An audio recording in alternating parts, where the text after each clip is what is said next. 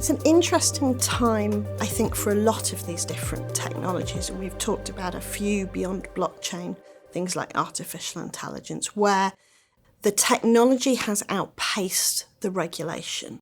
What is possible is vastly greater than what is permitted in a lot of cases. And in a lot of other cases, what is possible hasn't even been considered by the regulators yet.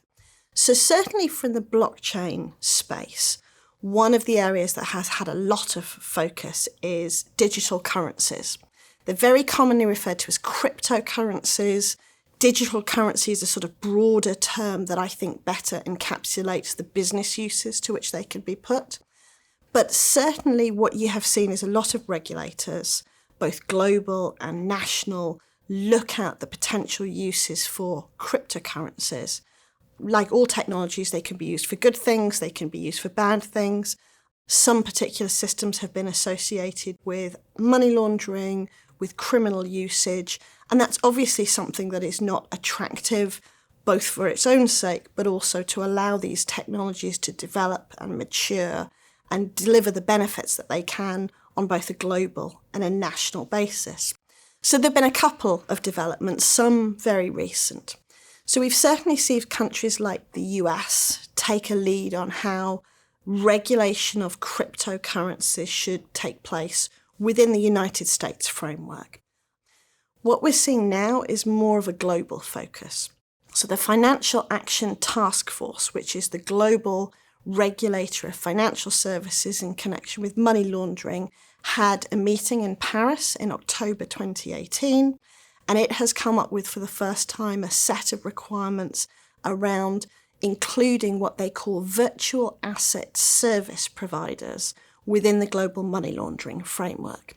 What that means is that the exchanges and other providers that work with cryptocurrencies will now have to come within the national framework for money laundering. There are a lot of places in the world where actually that happens already.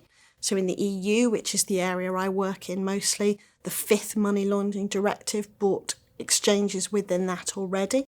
But I think that is really just part of a broader trend. Regulators have a couple of different issues to look at. I think we have seen, certainly at Jones Day, is a really thoughtful consideration by a lot of regulators about these new technologies and how to regulate them. So, for example, there are both positive and negative benefits of using some of these technologies. The challenge for regulators is how do you encourage the positive and how do you control the negative? On a personal level, I have to say I've been really heartened by the sort of thought that regulators have put into that. So we've seen a number of regulators, including in Europe and in the US, creating regulatory sandboxes. So what these are places where people who want to use financial technologies for financial products can go to that regulator and say, we would like to work within your system. We're not totally compliant, perhaps, and these are the ways we're not compliant.